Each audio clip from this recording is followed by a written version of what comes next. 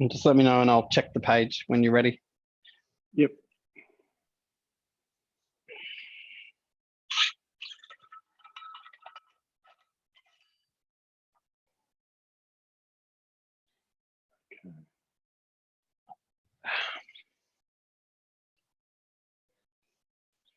All right, everything's good on YouTube's end.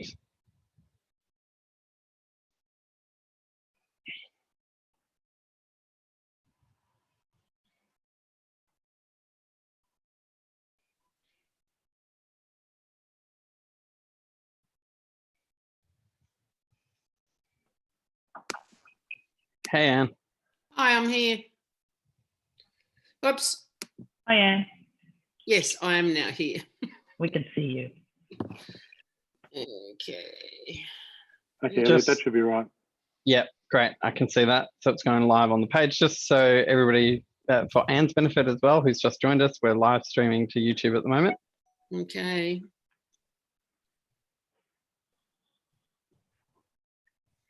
Okay, excellent. Hey, Anne, did you meet Dan before? She's been involved with the Facebook group. No. Where are you, Jen? Here I am. Hi, Anne. Hi. Oh, yes, I've seen you before. Now, who have we got? Who's captioning? So we have Lachlan and Manna captioning today, and potentially Melissa, because it's a longer session. We might share it around a bit more too. And signing, Auslan? We have Susan and Liza. Beauty. Okay. And who have we got up first? Asil. Asil's doing the welcome. Song. Sorry.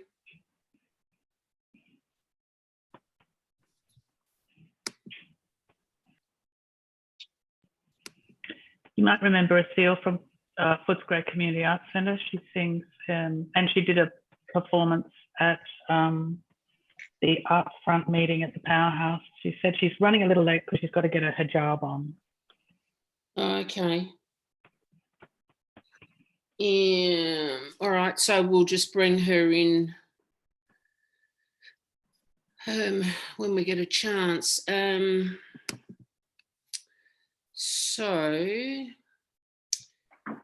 Wendy, I'm sorry, I've just lost her title. Are you on yet, Wendy? No, we're expecting Wendy at 5 minutes too. Okay. Can you? But we'll get her title for you. Yep. And it is. That'd be good. Yes.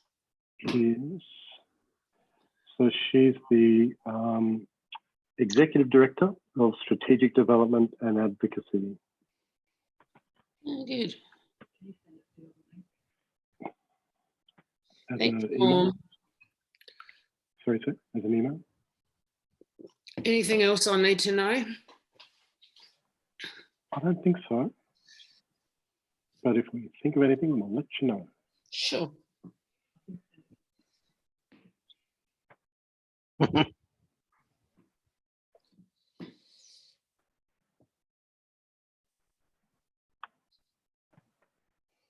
Okay. All right, everything's open, on, ready to go. Good. Yep. And we're getting a stable connection from you, Anne, which is good. Excellent. I did all the right things. I turned off and back on. Good. That's what I was doing when you're saying to me, where are you? Yes, the pre-Zoom meeting power cycle. just getting ready. Okay. All right, all good. I could have done my hair, but never mind. We're at home. Oh, look, I can see a bottle of gin behind me too. You might need them. Yeah, it's a little bit far away. Okay. All good.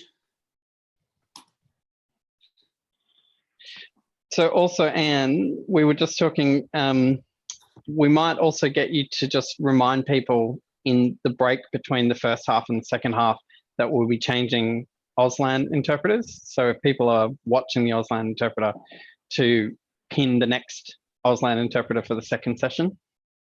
Who's likely to be Lisa? Yeah, I think it said Lisa.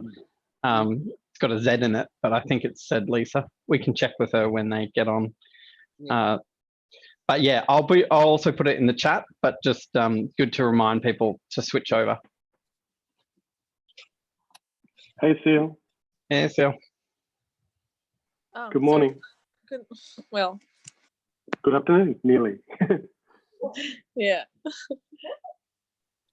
Oh, Asil, welcome. You're here. Excellent. Hey, how are you? Anne? How are you? All good. أنا بطلع أنا بطلع أنا بطلع. And we've still got 5 minutes to go. I don't know. تعالي ريما هنيك ماما. Sorry, I think Wendy's still just going. joined us. Hello. Hey, Wendy. أعطيها شيء تحضري بابا. Just going to start my video. There we are. Yeah, you're on. Excellent. Hello. Hi. Let me just, can you just say a few words for us, Wendy, so I can check we're getting a good connection from you? Yeah, sure. I might actually try to change my background while I'm doing that as well. No, I'm going to do that. I'm just going to deal with the background that I have. How's it No going? worries. Does this And sound just so you know, we're already live streaming to YouTube, just so you're aware of that. Yeah, no, we're getting a good solid stream from you in terms of video and audio, so that's good. All righty. ريما مش لازم نحكي طيب. I love the family nature of this conference. This meeting is for people and their families. Oh, Nicole, good morning. Lachlan, Mana, John, Katrina, Anna, Lisa. Good crew. Welcome, everybody. So we've got a few minutes left, so I'm going to mute at this point. But I'm obviously around, and same with Sarah and Norm if there are any technical problems. But we'll all be on mute from now. Okay. Seal, we might just ask you to do a little audio test from your end, if that's okay. I was shy to ask. Okay.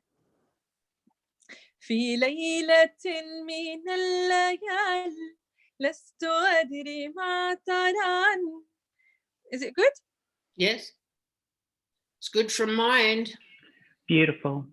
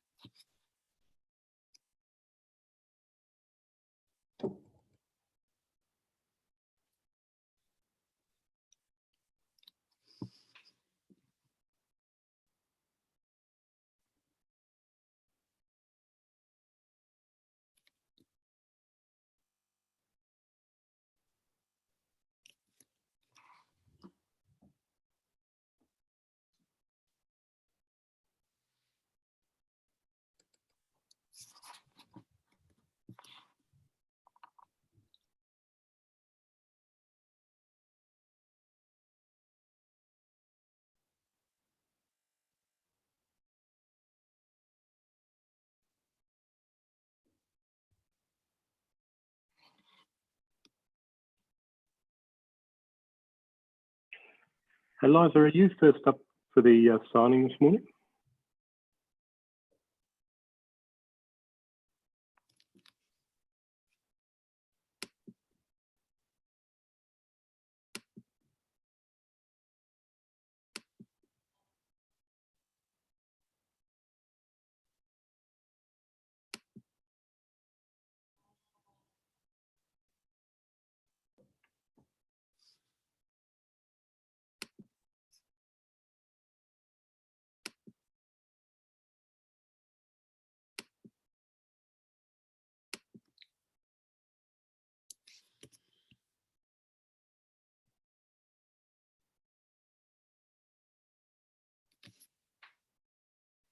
Lars is just getting a video and mic on, Norm.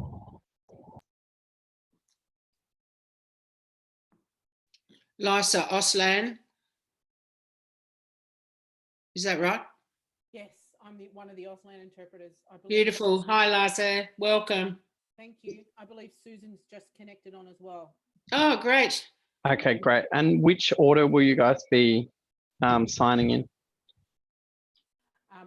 I'll start and then we swap every 15 minutes. So Great. I'll just do what I did last time and just send you a message to let you know. Yep, great.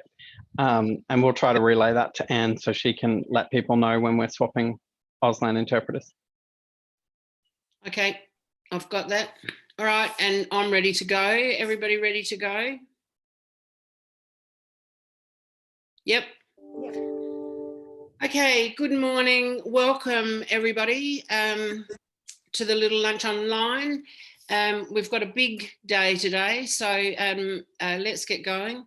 I want to start by acknowledging that we meet on the lands of Aboriginal and Torres Strait Islander peoples, that we acknowledge their leaders past and present, and elders, and that we thank those people for caring for the land and the culture for thousands and thousands of years. I'm on Kaurna land. I'm in Adelaide, and if you could all do your own acknowledgement in the chat page, that would be great. There's a lot to do and say, but let's start in the best possible way. And we've got Asil to do an opening performance for us. Asil, you're on. Hello. I am so glad that I am here today to perform, and I too acknowledge the traditional owners on the land, the Wurundjeri people, in which I live and work. And I chose a song to sing today that I have actually never sang before, and I was supposed to, but my gig was cancelled, as most of the gigs, all of them. And it's also a surprise for Sarah and Norm that invited me to do it today. And I would love if you join me. There's a place where there was this, a place where you can join me singing, and I would love if you do that. Okay. في ليلة من الليالي لست أدري ما تران ظلمة تغمرني غارا الأرض ضاقت والسماء وقلبي ما عرف الضياء والدمع بات يبكي يا إلهي يا إلهي يا إلهي يا إلهي يا إلهي عصيت والذنب كبير وإني في حزني أسير مقيد بالذنب يا غارا فهل يستحق يا إلهي العفو مجرما مقر بالذنوب يا إلهي يا إلهي يا إلهي يا إلهي يا إلهي أنت الذي خلقتني رحمتني ورزقتني دوما يا ربي قد كنت معي لكنني نأيت عنك نسيت ما قد كان لك وسرت في طريقي يا إلهي يا إلهي يا إلهي يا إلهي يا إلهي اليوم يا ربي أعود من ظلمة خلف الحدود فالقلب منكسر وطرفي حائر وأنا الغريق فلا أرى إلا سواك لمنقذا لا منجى ولا منجى إلا أنت يا إلهي يا إلهي يا إلهي يا إلهي.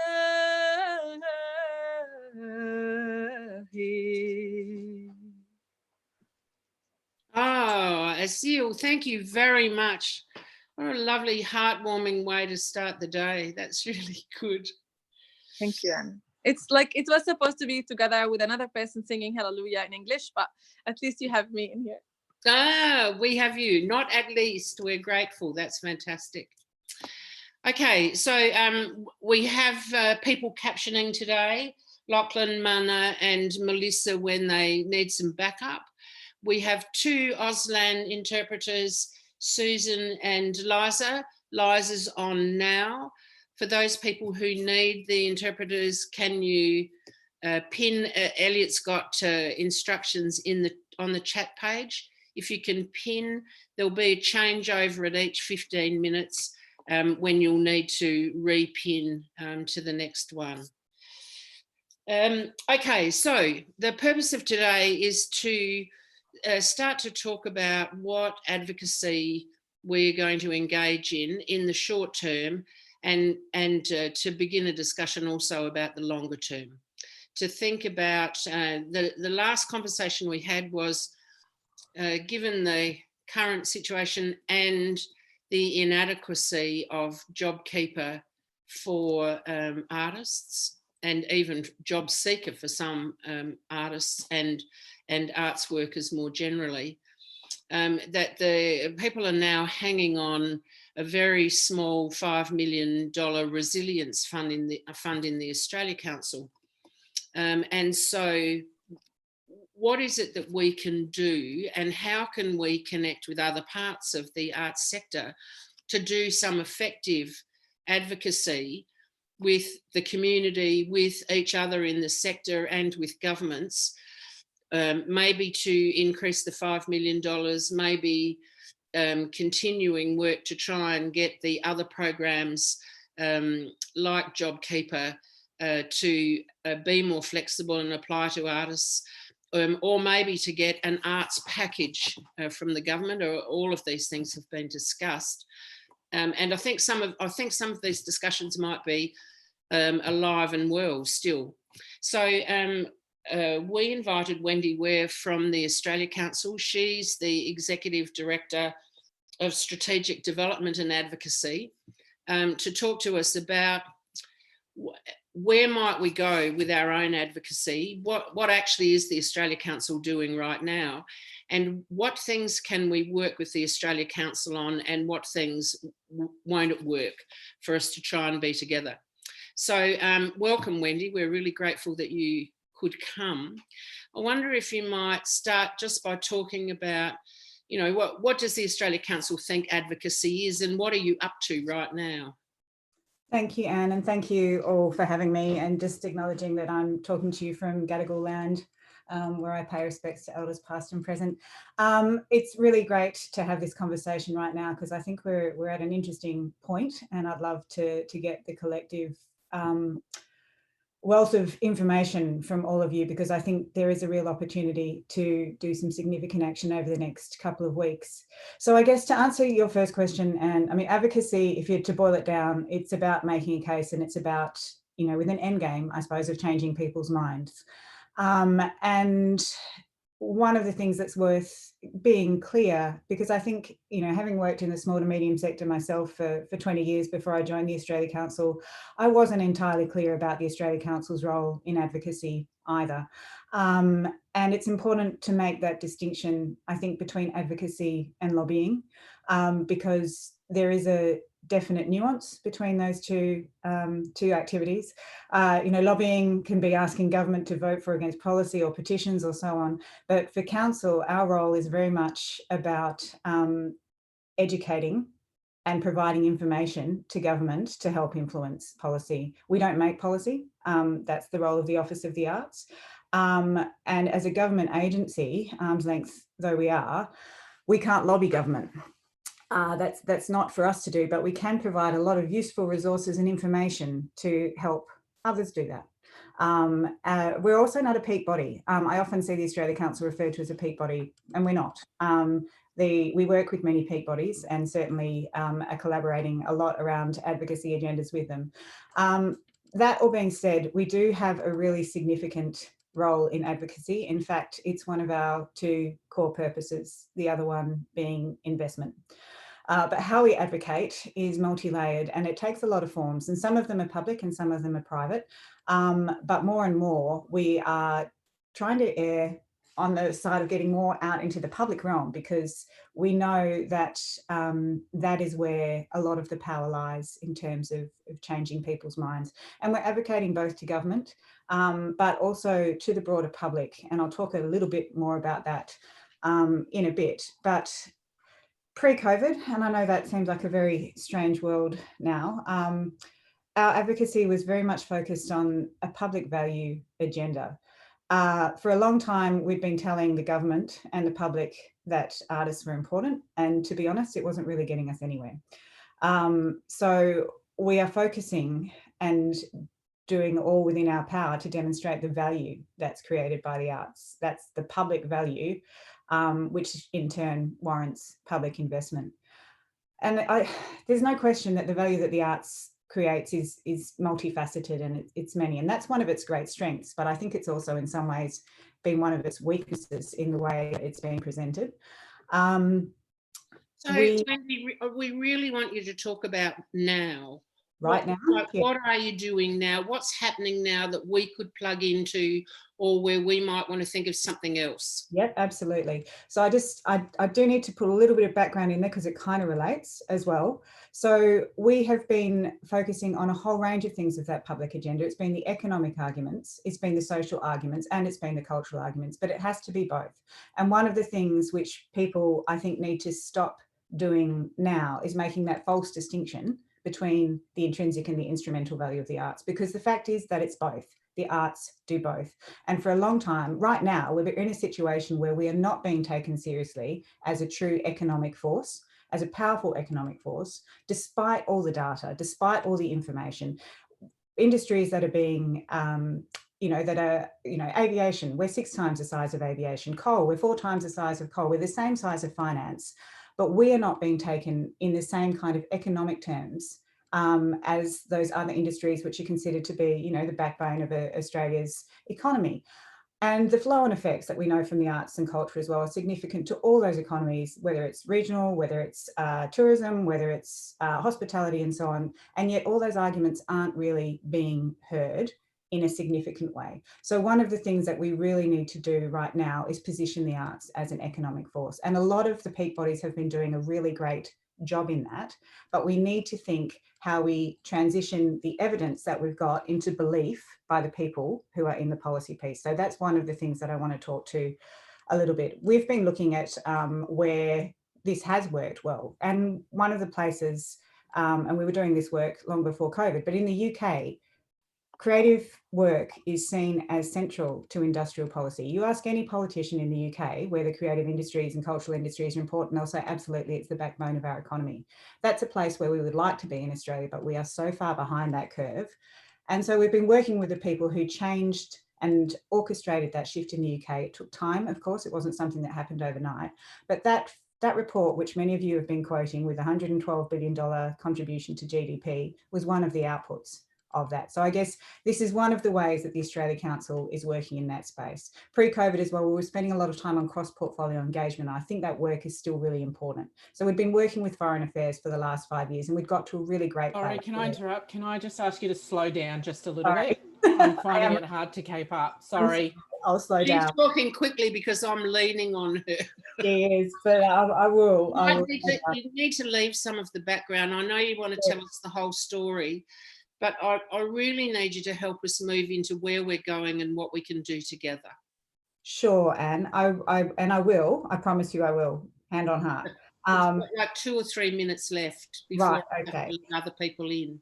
All right. Well, I guess the short story then is that leaning on the Arts Minister is one way of trying to affect change, but we won't get where we need to be unless we have cross-portfolio engagement. So we need other ministers saying this is important, that we need to invest in the cultural and creative industries because they make a significant difference to our portfolio.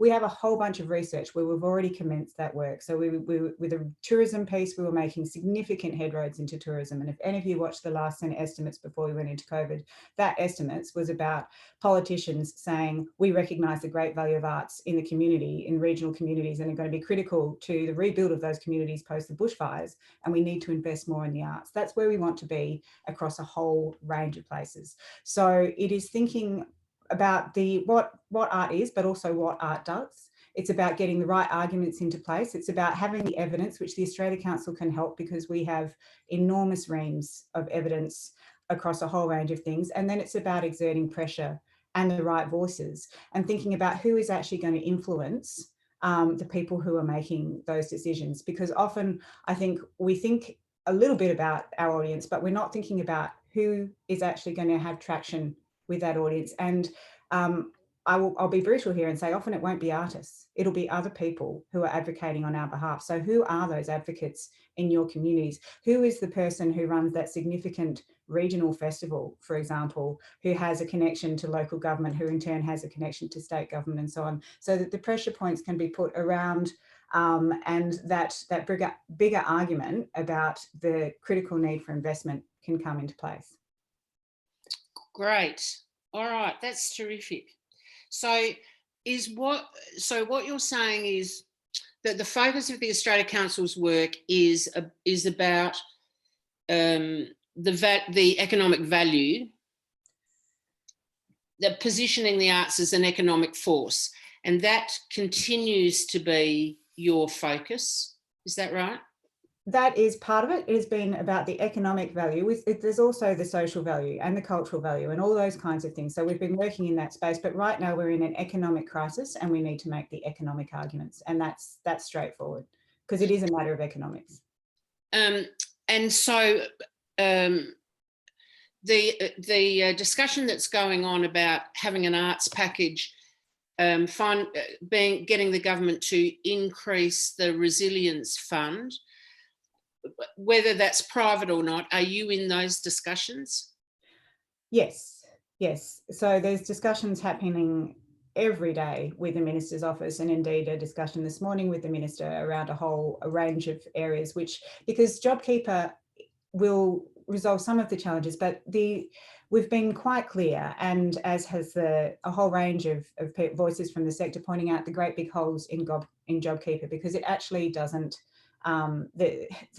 So many of our sector fall out of that holes, and our own research at the Australia Council, 81% of practicing artists work from contract to contract. That's just the artists, and then you move into the arts workers. So we have all the evidence which shows where the holes are. One of the challenges that we've got with JobKeeper is it's all very well to say these people fall through the gaps, but then the next step needs to be about how do we provide the evidence of what needs to do to change that.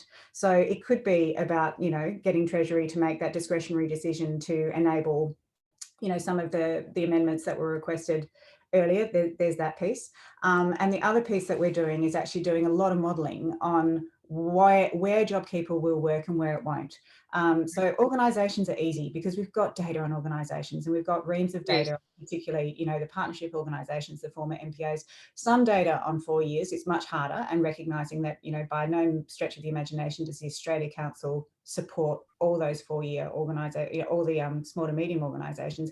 The individual piece is the biggest challenge because there isn't much data on that. And even talking to the peak bodies who look after their specific parts of the sector, they are not in a position to actually put together the kind of perfect souffle of data that you would be able to do if you're an airline, for example. If you're an airline going under, you know exactly how much money you need to avert that crisis. When it comes to the culture and creative sectors, one of our biggest challenges is our complexity and our diversity. So what we need to make sure is that as a sector, we are coming together and with a united approach on those areas. There've been a lot of numbers out and people are coming up with different numbers that relate to their particular areas of the sector, and that's understandable.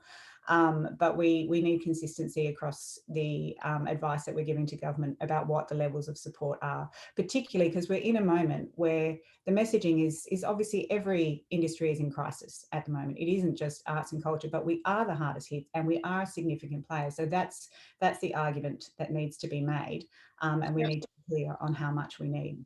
So are you saying to us that the most sensible way for us to work with you at the moment is to use your data to build the case that we can see from individual artists and very small organisations towards their contribution? Is that what you're saying? Yes, and also thinking about the voices who will take that case. Yes. For you. Yes, I did hear that. I'll come back to that. Yeah. All right, let me let a couple of other people in. Ben, you've got a question. Sorry, we've changed. Susan's taken over the Auslan, by the way. Ben, are you there? Yes, sorry, I've just unmuted myself. Well, Ben. Thank you. My question is, Wendy, and thanks for being here. My question is, firstly, thanks for giving us that kind of précis.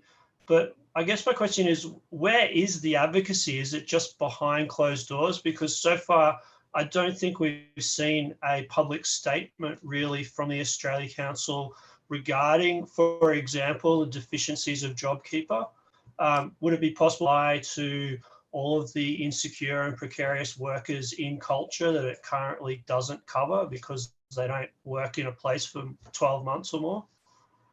So there's a couple of answers to the question. Firstly, it is a combination of what's happening in the private meetings that are happening between Adrian and the Minister and the Office for the Arts and so on. And there's a lot happening there. And as I said, it's daily, and the amount of modelling that is going into there, quite frankly, is astonishing. But there's also quite a lot that is in the public realm. So we are working on that JobKeeper piece at the moment. As I said, the complexities, particularly around the individuals, are great. But we hope that by Monday, we will have a published piece that will identify in clear terms all the information that we've managed to gather, which is why it needs to be changing. We did a similar piece. One of the big issues right now is for First Nations communities. And when all those great surveys that popped up, really quickly, I lost my gig and so on, one of the first things we did was talk to all the owners of those surveys and say we needed to actually coordinate so that we have a big picture, because if we've got this bit for the music industry and this bit for so on, we actually need to get some coordinated data and work out how, so we can actually present the big picture. And one of the things that became really apparent from those surveys as well was because they were done at speed and by people who weren't used to doing surveys as well. A lot of really important kind of segmentations, including about whether or not you identify as a First Nations person, weren't actually part of that data being collected. So the amount of information around how COVID is affecting First Nations artists and art centres and so on was really patchy and limited, and there were specific challenges. So we started weekly roundtables where we were getting the live feed from the sector, from the First Nations communities, with Wesley Enoch and Leanne Buckskin and others chairing those. But what was becoming apparent from there was that there needed to be additional work done so that we could actually make the case to government about the problems that were specific to First Nations arts and culture that weren't really being picked up through that broader survey mechanism. So we did that. We presented a brief to the Minister about that on Friday, and then we published the brief on our website. So that's the kind of approach that we're doing. So not only are we providing the information to government and the advice, but wherever possible, we're also making that information public so people can access it and use it for their own advocacy as well. Okay, great. Thanks. Kathy Hunt.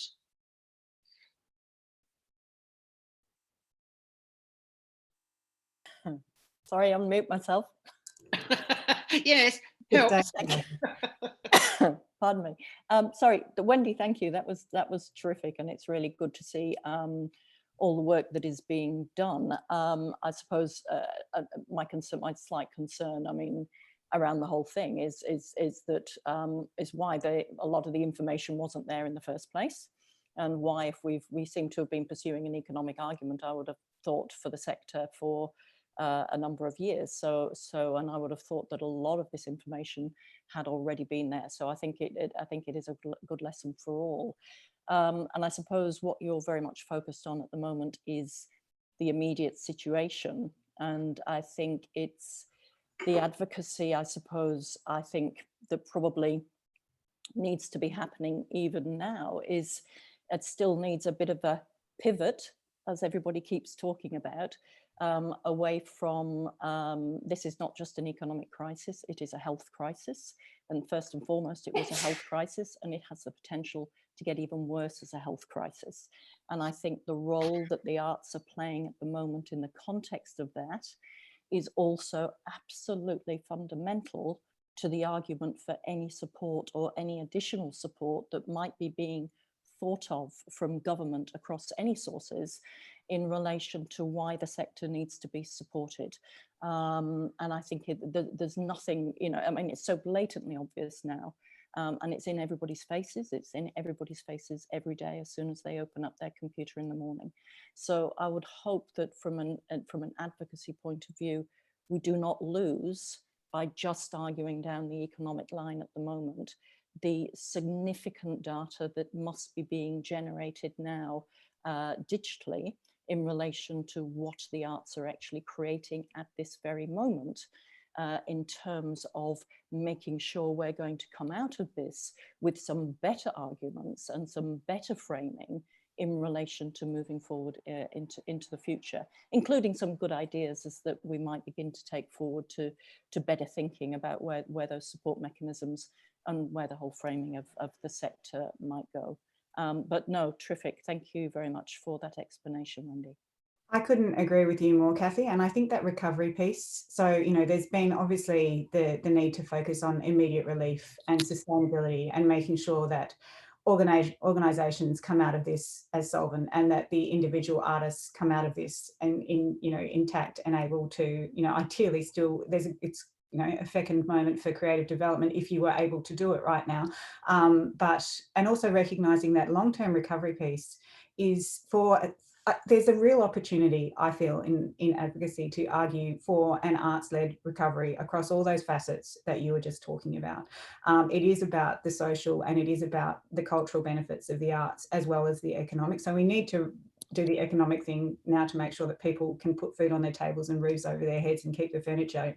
But the other broader piece about the value of the arts to the communities, which is, you know, it's simmering there, and we've been watching some really interesting sentiment over time. So one of the things we do as part of our research, which is critical to advocacy, is track public sentiment about the arts, and we've seen some disturbing trends. Sorry, I think, Wendy, I think partly what I'm saying is that I suppose in the advocacy piece itself that you're doing, by just presenting the stats, it hasn't worked so far. And we know there's been a massive failure of that argument so far. So in the context of you trying to argue even for the economic piece, it's the way in which it's done through hearts and minds rather than through the stats side of the story is an absolutely crucial part to even arguing the immediate, I suppose, is what I'm saying. It's we have to change the way in which we are doing this, not just what we are presenting.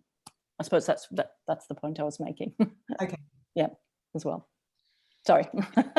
No, I mean, it's a good sort of segue into the bigger conversation that we just need to have now for the next 15 minutes or so about what is it that we think we should be doing? And then how can we tie that in with what other people are doing? So I know, for example, I had a conversation with Bethwyn from AMPAG this week, who is saying, how can we support what you're doing, and how can we put together what they're doing in AMPAG and what we might be doing? And I said, well, we're about to have a conversation and we'll get a few more ideas about how we might go forward, and then we'd love to have you come on, Bethwyn, so that, you know, that we can talk to you about that. Nicole Bayer's already online today, and I know that TNA are, you know, like they've got plans. People are getting plans together. We seem to be picking up the people who are not covered in other areas. So a lot of individual artists, small organisations, community artists, people who've dropped through the cracks of the other areas. And so this group of people needs to have a voice. So we need to work out how to get a voice. And what we're learning from Wendy is if we can work out what we're trying to say, we can use the resources that they've got to support our arguments. We need to find influential people to progress our arguments, but we're, you know, and Kathy's saying, be careful what the argument is. So from our point of view, the argument's definitely not all economic. So I want you to think about and get on the chat page or put your hand up. Let's hear from you. What is it we should be doing right now?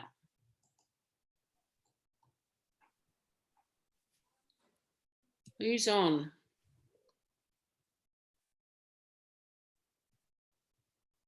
I think Ben might have a follow-up question there. Eh? Ben?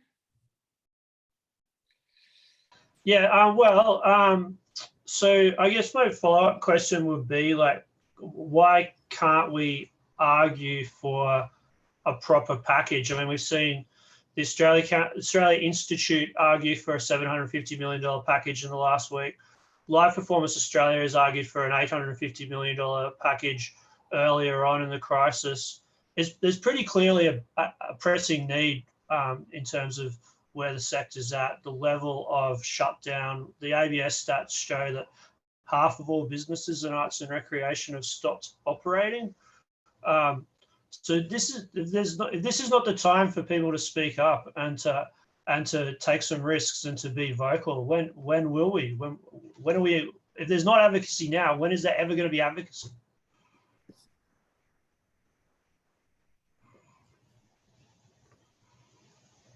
Ben, I'm not sure if that was directed to me, but if it was, yeah, now is absolutely the time, because what I was starting to say was that there's been some really interesting shifts in public sentiment as well. We were watching some declining and worrying trends through our art survey about fewer people feeling that there should be public investment in the arts over time. And that was something that we were monitoring really closely.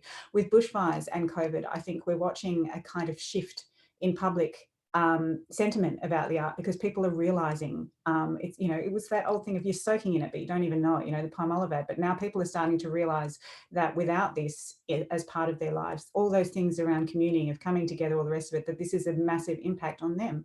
And I think so we have the opportunity with, when you've got the public saying this is important, and that Australia Institute survey was really great, because I think, I can't remember the stats off the top of my head, but was it something like 58% were saying that they supported an art-specific package, and I think about 28% of them were absolutely supportive. So if you've got the public behind us as well, that makes a difference, because the public votes. So there is a groundswell, and there is a time to harness that and to say this is actually something which is important to your constituents. So if we can get that across a whole range of pressure points, then that can help improve the situation, I'd hope.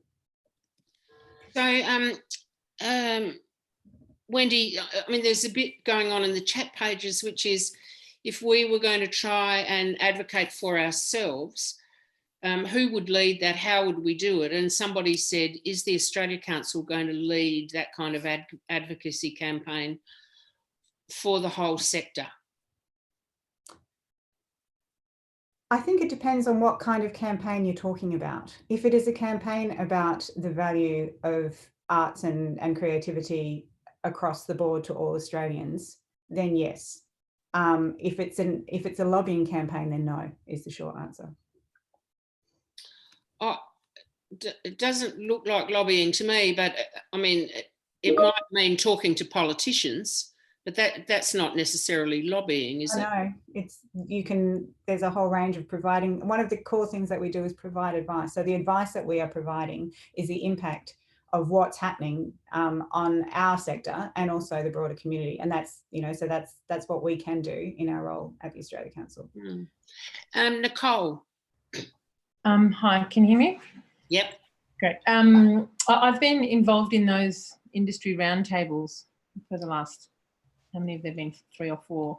And it's interesting hearing from everybody. And I feel like what we've got to in the last week or so is actually that people are grasping for a different type of leadership, a new type of leadership.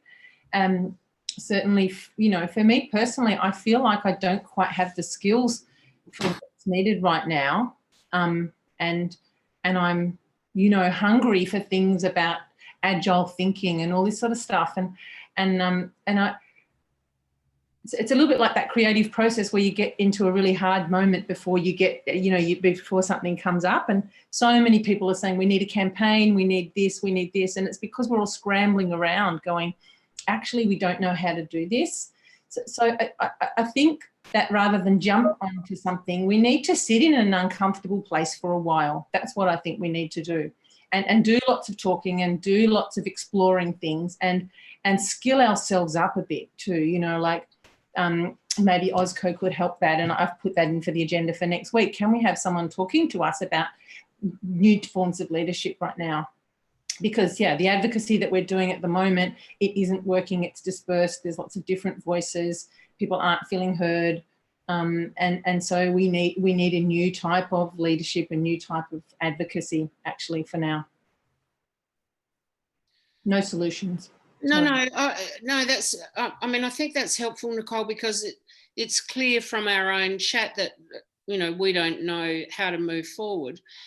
And maybe we need to think about it like, so somebody sensibly says, perhaps at the moment it's just each of us in our own community making it clear how hard it is for us and also what our value is.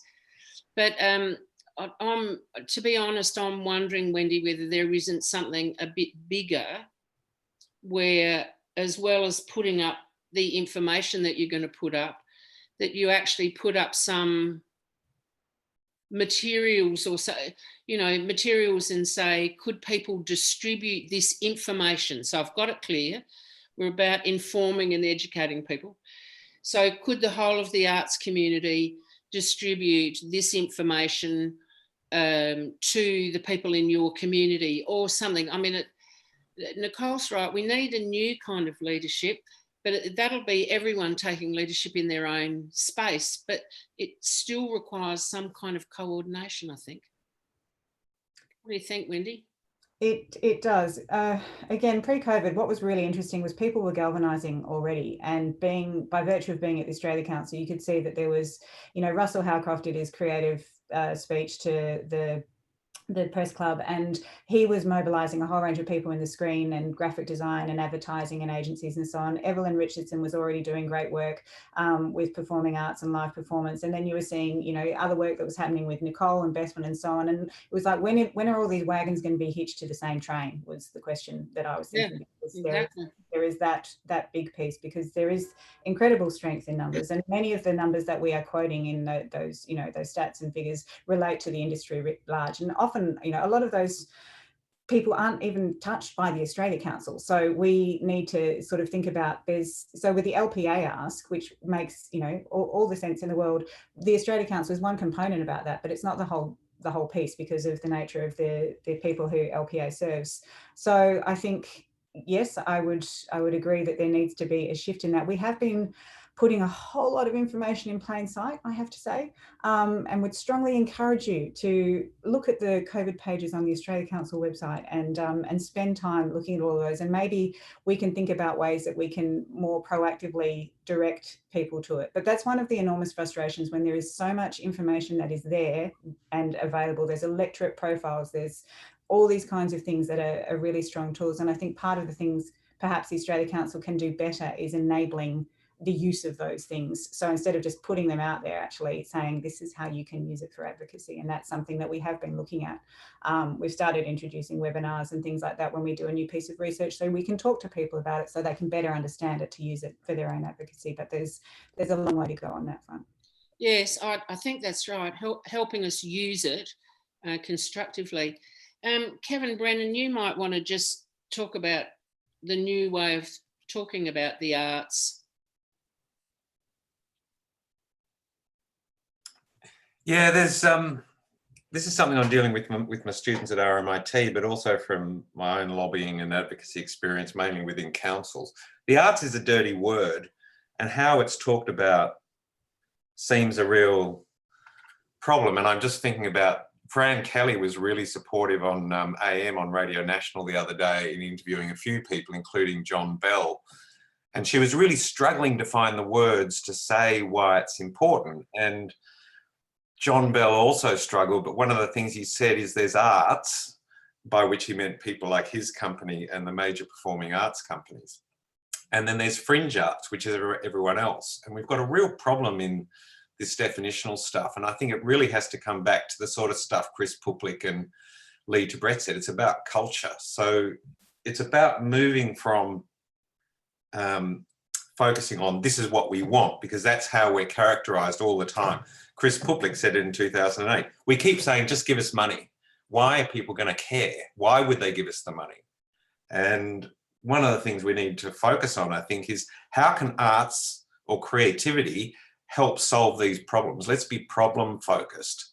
That getting people singing from balconies, getting choirs, getting music happening, that is an opportunity for all artists in the creative sector, but it's about the value for the public, not just the value for the artists. That's what they're interested in. And the value for the public is what we can do for the community to get through the health crisis. Yeah. And I think, you know, I guess my point as a question, I guess, for Wendy is, it seems like there's a huge movement of people. We've got a lot of people here. We've got the old MEAA campaign, which I think is still ticking along. What's needed is some support to give people those tools to organise. And I think it's some sort of grassroots organising campaign rather than a centralised top-down approach to let a whole lot of campaigns bubble up. And I think of the Save Live Music campaign a number of years ago in Victoria. It's like it's not one solution. We need to have the ask and then get the advocates, give the people the tools to advocate for the value of arts as a solution to this health crisis. Yeah, I agree, Kevin. I think there's that difference between mobilising and organising, and we are really good at mobilising in the arts, but when it comes to organising, that's the bit that we need to work more on. And there's a few things that we are putting out there, including Amanda Tattersall giving a webinar, I think it might be next week, about some of the ways that we can do that, and giving people some of the skills to better organise rather than mobilise, if I can put it that way. But I agree. It's one of those things where people's minds won't be changed. And the problem with arts as well, you know, the brand issue with the word arts is that people always default to assuming that that means orchestras, operas and ballets. They don't see it as the bigger picture. But yet the work that sits outside of orchestra and operas and ballets is often the work that is the most engaged with by the community. So this is where we need to get that broader definition. Interestingly, if you talk about culture, people, when we've got some research in this space, and I know the New Approach is doing some work here too, people tend to think of culture and they immediately, you know, when you're talking about the broader public, they'll go to ethnically diverse culture and they won't see that in the way that we as a community probably would define culture. But when you put arts and culture together, somehow that causes the penny to drop, and people start to realise what actually sits within scope of that. So I'm wondering if we could focus ourselves for a minute then on Kevin's suggestion, which if I try and put that into a practical idea, would be, are there a small group of people prepared to work on some kind of a briefing kit, which are tools for people to use in their own community, and with all the important people they know, you know, that's got in it that's got in it some straightforward information, you know, main points people might have, things that they might send around. I don't know, but I reckon there might be some kind of a briefing kit that with the help of Wendy and her team, we might be able to put together that's relevant for the people that we know and that we care about, who, you know, are not members of AMPAG or not in significant companies, who are not visual artists. You know, those are all parts of the sector that actually have people speaking for them, that we might be able to put something together that we can then share with all of us and say, why don't you take these things, take whichever of these is appropriate and take it up in your community. How does that sound?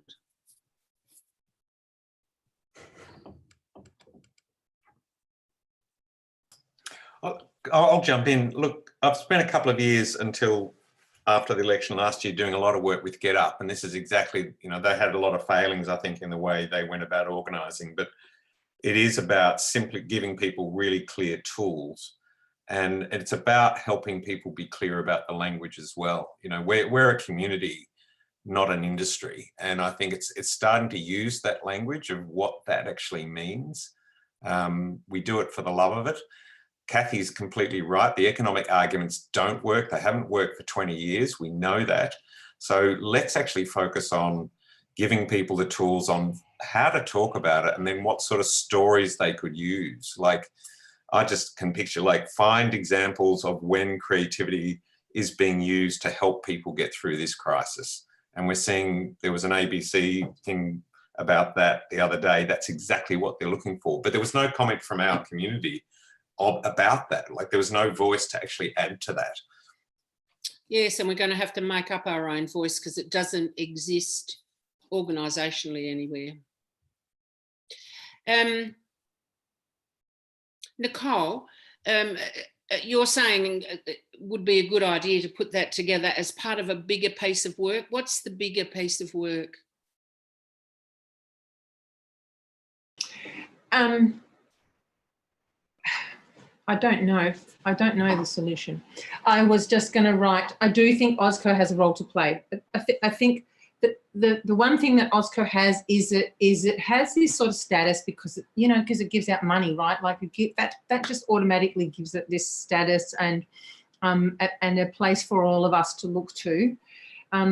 What we can get from OSCO is we can get that data. So, you know, if we get easier, quicker access to the data that you're pulling together now, Wendy, I mean, that's going to help us a lot. When Adrian came on board, you know, I met with him and said, I reckon that the sector can be used more. You can use the sector more for the work that you're doing.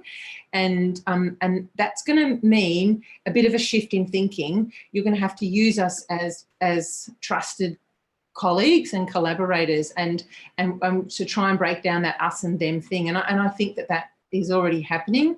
And with Wendy on board, I feel like that's happening. But we can do that more where we work together, and there will have to be trust, because I know that there are things that OSCO can't do publicly, but, you know, the peak bodies can do. So I don't know. I think the bigger piece of work is actually a whole suite of things. I don't think it's just one campaign. I don't think it's just the grassroots stuff. We need that as well. But we need, as I said before, we need the skill development, and we need collaboration, you know, across portfolios, across art forms, across peaks. And yeah, and keeping on doing things like this. So, you know, thanks to Arts Front for pulling this stuff together where we can, you know, keep nutting this stuff out. So I've got about 10 minutes left. All right, so jump in if you want. But here's what I'm thinking. I mean, I suppose the thing that I know best is it's better to do something, like start something. And I agree, Nicole, there is a bigger picture, but so maybe it's about community-based advocacy, and maybe that's where we could start. And that's about getting some kind of a story together and then sharing that story not only amongst ourselves but with the other parts of the sector. There is a business about skill development. You know, if we've got a bit of a story, how do we get that out? And so we can talk about how, and maybe talk, well, obviously the Australia Council's thinking about how to skill people up to be better advocates. And then there is the bigger question about how we collaborate. But I'm still thinking that maybe the most effective thing we can do for a start is work out what community advocacy might look like for us, and how that fits with what people are doing. Busty, talk to us about, you're saying already some people are doing this in their communities. Talk to us. Oh, yes. Hello. Does this come up? Hello? Yeah, we got you. Great. Yes. Well, yeah, it's already happening. If you see, even from a health perspective, there are artists, First Nation artists, Black and people of colour, who are doing this already, like making sure that their communities know, whether it be a health and information campaign using the creative arts. You can speak on, there was just a campaign just recently that was a collaboration with for you know, across Indigenous communities, which was artwork, putting out like you know, some great stuff that we, you know, I don't think mainstream Australia even gets to see how brilliant that is. You have a number of artists I know in my community that are doing huge amounts of work in advocacy and grassroots organising and mobilising, because art, activism and advocacy are all the same thing. So there's this real idea that somehow it's all separate. It's not separate. And in times like this, in these unprecedented times, we need to like really look towards what has been and what is happening in communities already. You know, just the fact that we don't have enough First Nations voices in this conversation makes me go, okay, it's been separated out. Everyone's been separated into their groups. And even we can see that, referring back to that data collection, it's all been separated out. Nothing's been First Nations led. Yeah, so it's just, it's happening. It's just whether people want to come on board and actually support what's already out there. Because it's some great great initiatives, great work. You have companies or organizations changing the way they do things. You know, even though like a company like Inala are up here, who have already changed their structure to be feeding elders, as opposed to like, you know, you look at like all the empty buildings around at the moment who are not, who could be changing their structure to be actually helping and mobilizing, you know, whether it's like a company, everyone has to move their stuff out of storage. Why aren't companies coming together and going, yeah, well, we've got space right now because there's no one here, you know? It's just that the way of doing things, because I suppose marginalized groups have had to do it continuously anyway. There's a real sense of, I find that my community has come together and gone, what are we going to do to help? Okay, Busty, that's absolutely fantastic. And somebody's added that, sorry, I've just lost it, that the diversity community, diverse artists, here we go, diversity arts have got stuff up. So we have to have a look at what everybody else is doing. Build on what people are already doing. We don't have to create a new world, but there's some pulling together still that needs to be done. All right, I'm getting close to the end. And I'll try and summarise it in a minute. Norm, there's Melissa's raised the question about whether place stories might be a useful resource to for people, you know, to collect stories. Have you got a view about whether that's got another life in it? The Upfront platform could be used for stuff like this.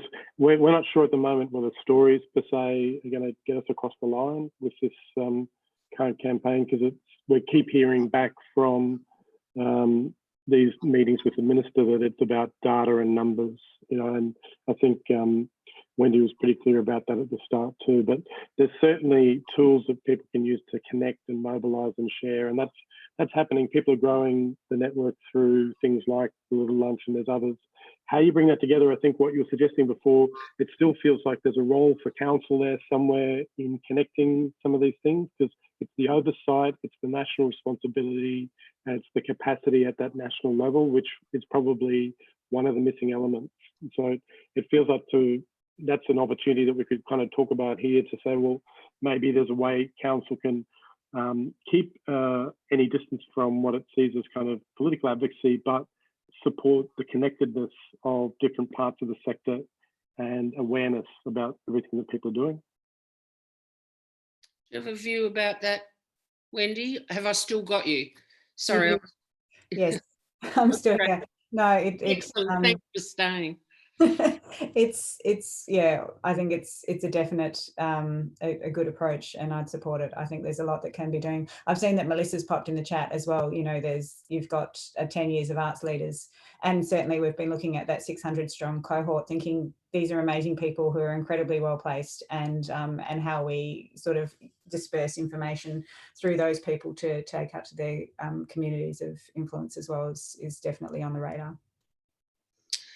So, Kevin, I note your comments about it would be useful if we had a longer term vision, and I know that's true, but I think for the sake of some immediate action, we need to be able to, we can't wait for having a longer term vision, but I think there's parallel work to be done here. And you've suggested a Royal Commission into the value of creative practice. How fantastic. And there's also, and you'll see on these chat pages and the arts front, there's the beginning conversation about living wages and sort of longer term, what's in the recovery phase. So I think we need to find a little group of people who will actually pick that discussion up and move it forwards. In the meantime, I'm going to try and put together some sense about how we might move more immediately, connecting with the people who already have got advocacy positions up, trying to get a story that's inclusive of all of those, and as Busty says, has got a really strong sense of being First Nations led, and that acknowledgement's there. And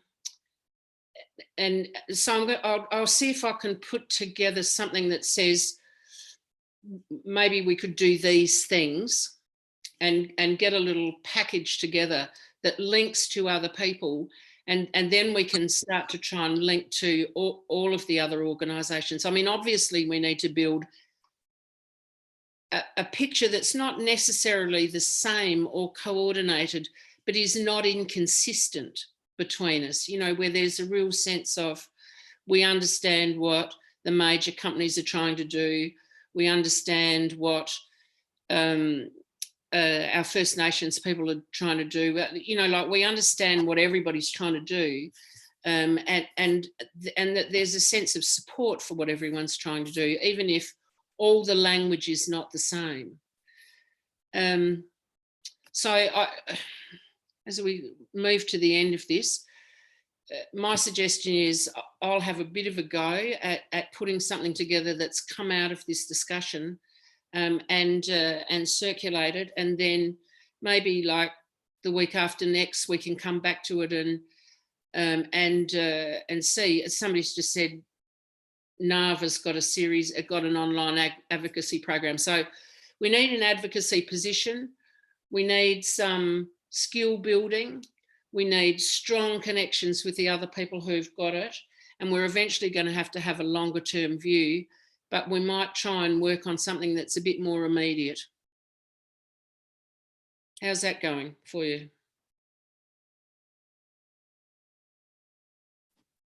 Speak to me online. I was going to suggest. I think we need to be doing that, and I think I said in the chat, I think we also need a comms strategy, and I think there's a role for OSCO and for Ben and others to actually think about how do we direct people to the site if it's going to be arts front site, like where are these resources going to be going, and starting letting people know that there is all these things happening.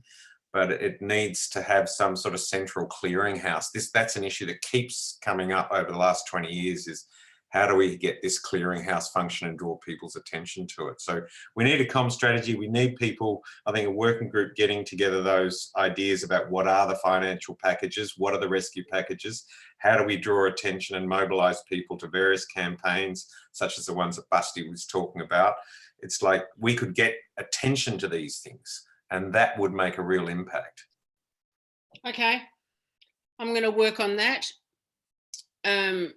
Certainly with you, Kevin, and anybody else who volunteers to work on that with me, and then find a way to link with Wendy and the OSCO about what they're doing, as well as to anybody else who's interested. But we'll see if we can kick off a bit of advocacy position that that reflects us. Anyone saying no? No, that must be a good sign. All right, so here's what I need to say. Wendy, thank you for coming. It's helped us not only to clarify what the council's doing, but to start to think about how we might work more effectively with the council, since we are the part of the sector that doesn't have that kind of clearinghouse. We don't have a peak body, we don't have that clearinghouse. We have to find new ways of doing things. So I'm really grateful to you for coming. I'd like to thank the captioners. No doubt that's been Lachlan and Manna and Melissa. That's no doubt been quite difficult. And particularly to our Auslan interpreters, Liza and Susan. Sorry we talked so fast. Thank you everybody for coming. We'll be online on Monday at 12 noon. Norm, anything else to say? Just a suggestion from Sarah and I that maybe we put this next stage of the conversation in the time slot for Little Lunch again next Friday. And, yeah, good idea. Get a bit of action underway before then, and anyone who does want to take up Anne's suggestion of being part of a working group on these things, then please contact. And thank you again to Anne for leading us today. Yeah, that's fine. And I just want to remind you that there are data packages on the Arts Front website. So if you know people who are struggling for data, let them know. Okay, everyone, it's been fantastic. Thanks, Wendy. Bye.